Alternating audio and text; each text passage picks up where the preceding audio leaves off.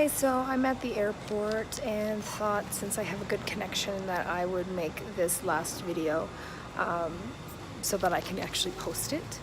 So talking about what I've learned this week about greenness and how important it is, you know, you never really think about how long it takes to make something. So talking about aluminum and the amount of time and energy it takes to actually create it versus recycling it, it's really shocking when you sit down and think about that. And then you think, well, if it takes that long to make aluminum, what about other items?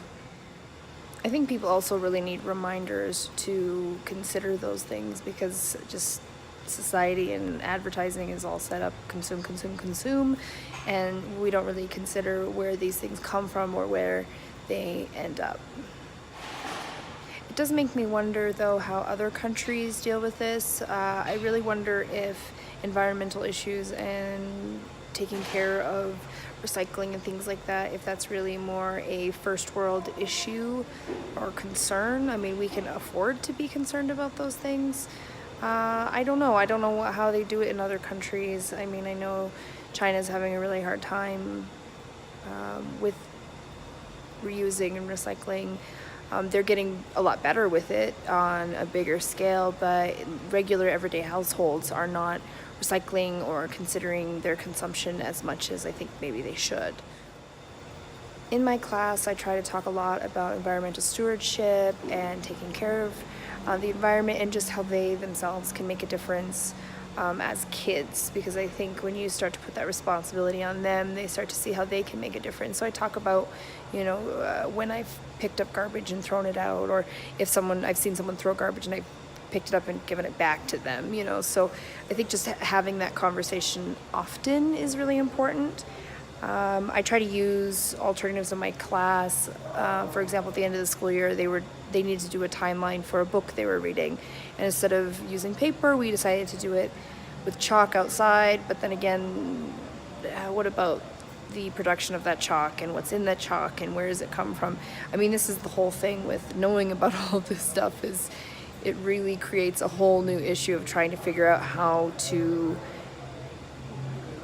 be a good steward and still get stuff done and it not cost a lot of money as a teacher, because it's not always funded, especially if you're teaching public schools. So that becomes a whole other issue. But I mean, I try to do as much as I can, use recycled bottles for different things. Art projects that we did this year, we used recycled bottles for the frames, things like that. I try to just make recycling and reusing and more of a habit and a normal thing to do, so that the kids do that too, and then I see them do that as well. I think the best thing we can do is just always make sure we're talking about these things with our students and considering it, because they themselves are going to be responsible for the earth.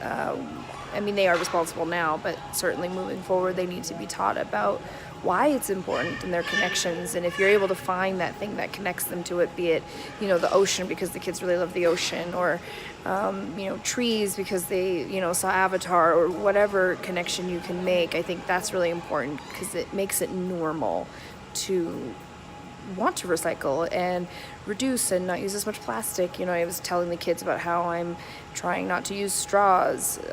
So I think providing those kinds of real life connections is important no matter what you're talking about, whether it's the curriculum you're teaching or, you know, different issues like this one, particularly recycling and that kind of thing.